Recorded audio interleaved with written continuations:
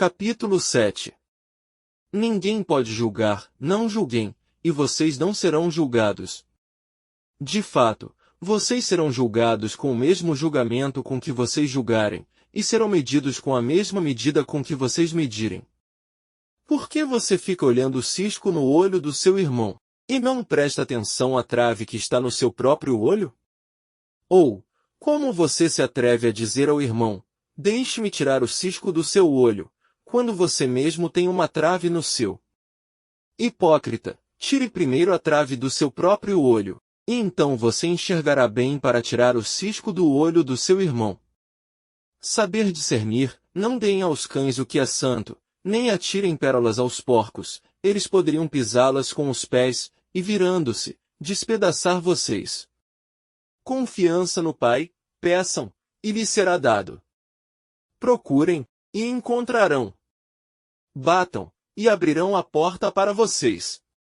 Pois todo aquele que pede, recebe. Quem procura, acha, e a quem bate, a porta será aberta. Quem de vocês dá ao filho uma pedra, quando ele pede um pão? Ou lhe dá uma cobra, quando ele pede um peixe? Se vocês, que são maus, sabem dar coisas boas a seus filhos, quanto mais o Pai de vocês que está no céu dará coisas boas aos que lhe pedirem.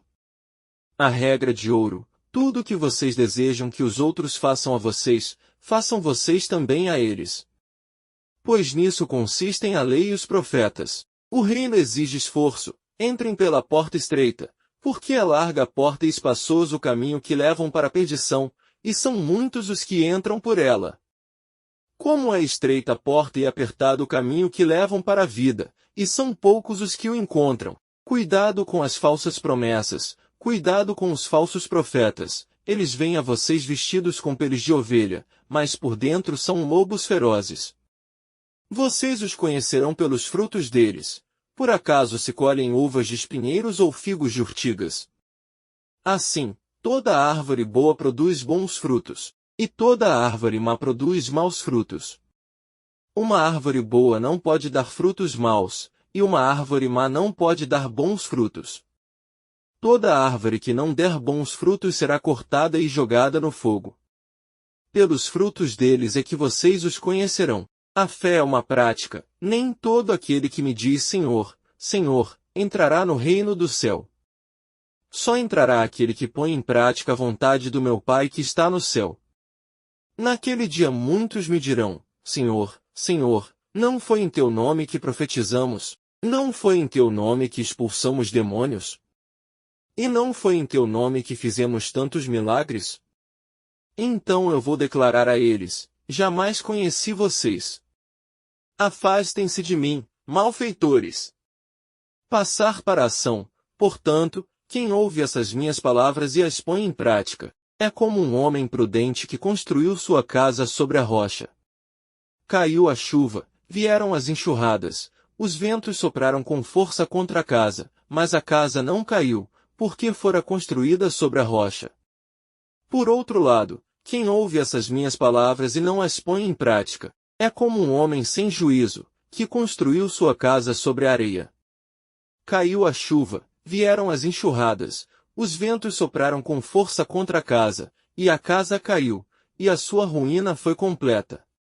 A autoridade de Jesus, quando Jesus acabou de dizer essas palavras, as multidões ficaram admiradas com o seu ensinamento, porque Jesus ensinava como alguém que tem autoridade, e não como os doutores da lei. Capítulo 8. A dinâmica do reino. Parte narrativa: os sinais do reino. Jesus purifica. Quando Jesus desceu da montanha, grandes multidões começaram a segui-lo. Eis que um leproso aproximou-se e ajoelhou-se diante de Jesus, dizendo, Senhor, se queres, tu tens o poder de me purificar. Jesus estendeu a mão, tocou nele e disse, Eu quero, fique purificado.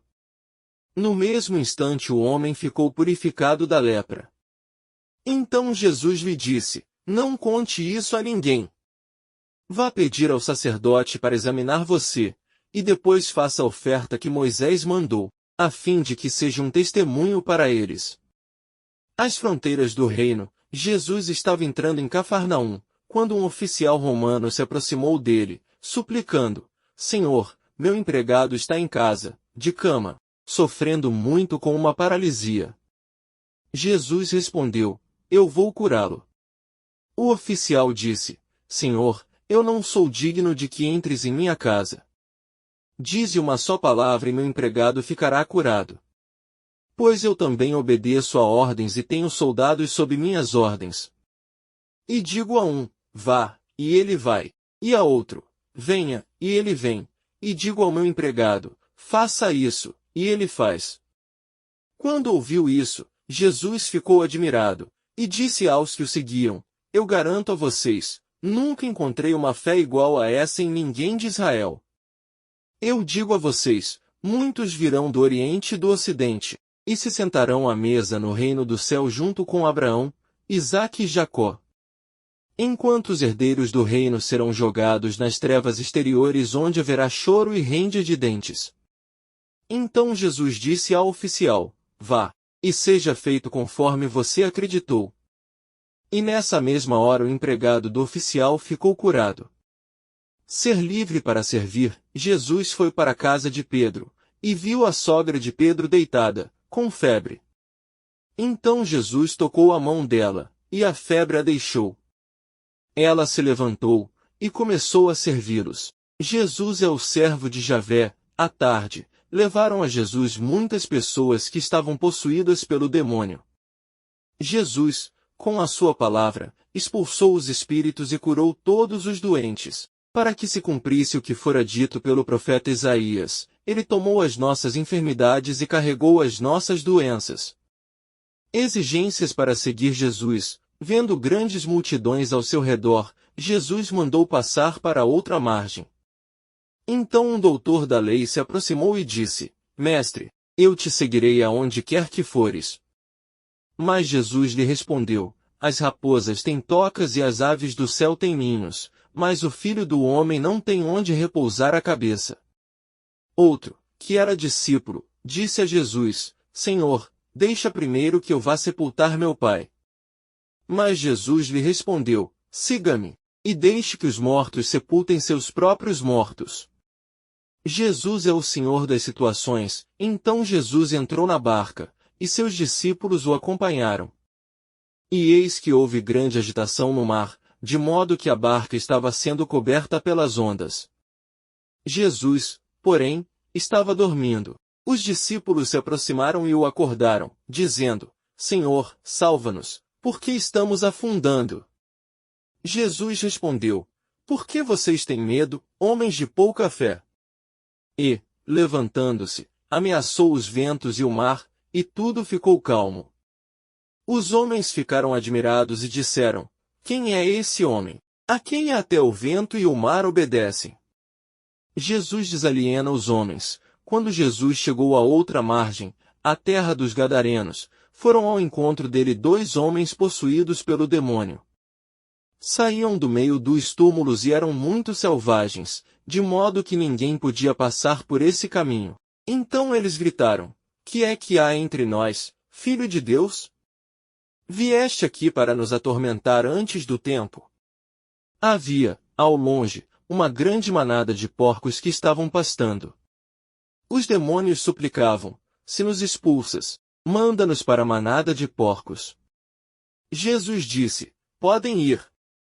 Os demônios saíram e foram para os porcos, e eis que toda a manada se atirou monte abaixo para dentro do mar e morreu afogada.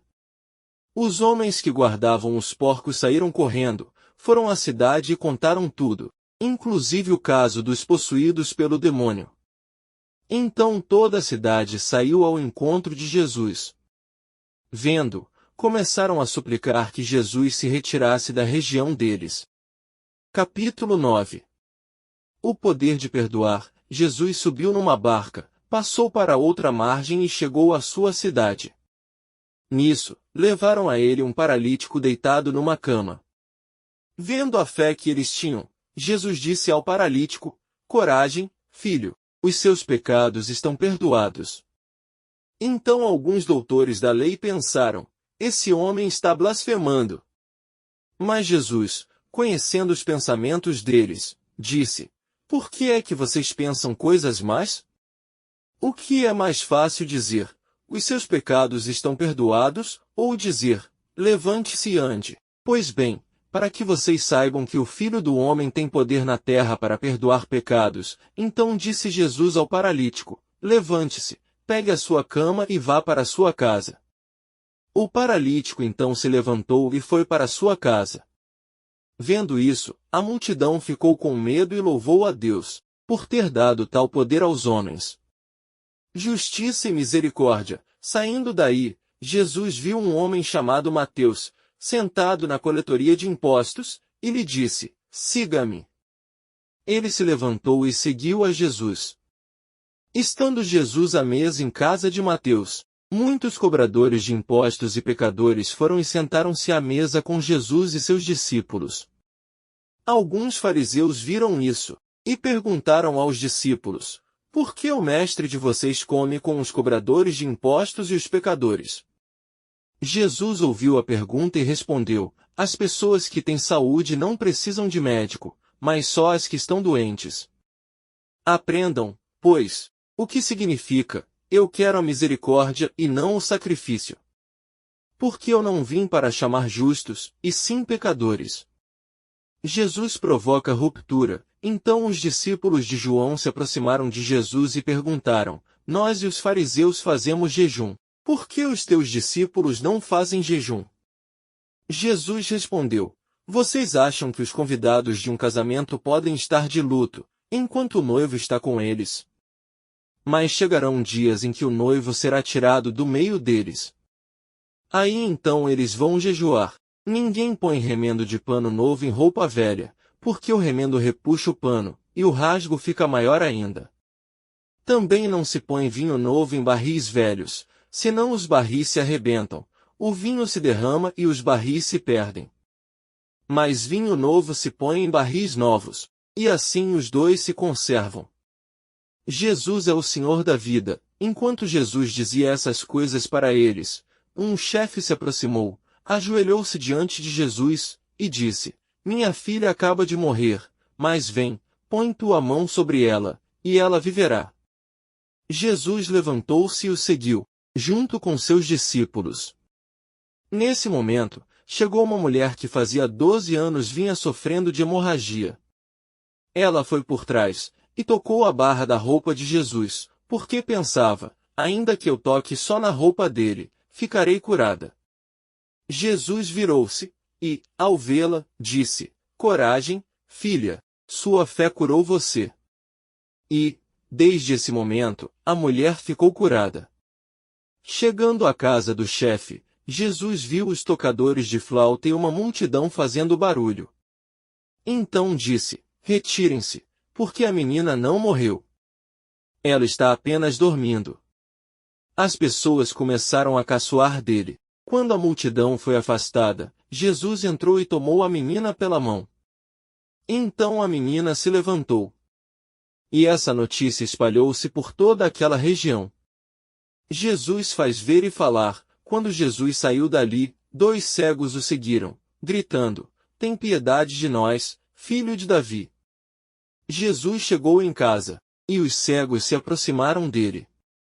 Então Jesus perguntou: vocês acreditam que eu posso fazer isso? Eles responderam: sim, Senhor. Então Jesus tocou os olhos deles, dizendo: que aconteça conforme vocês acreditaram. E os olhos deles se abriram. Então Jesus lhes ordenou: tomem cuidado para que ninguém fique sabendo. Mas eles saíram e espalharam a notícia por toda aquela região. Quando já tinham saído os 2 cegos, levaram a Jesus um mudo que estava possuído pelo demônio. Quando o demônio foi expulso, o mudo falou, e as multidões ficaram admiradas, e diziam: nunca se viu uma coisa assim em Israel. Mas os fariseus diziam: é pelo príncipe dos demônios que ele expulsa os demônios. A origem da missão: Jesus percorria todas as cidades e povoados, ensinando em suas sinagogas, pregando a boa notícia do reino, e curando todo tipo de doença e enfermidade. Vendo as multidões, Jesus teve compaixão, porque estavam cansadas e abatidas, como ovelhas que não têm pastor. Então Jesus disse a seus discípulos: a colheita é grande, mas os trabalhadores são poucos. Por isso, peçam ao dono da colheita que mande trabalhadores para a colheita. Chegamos ao final deste vídeo, espero que você tenha gostado. Se inscreva no canal, curta, compartilhe, até mais!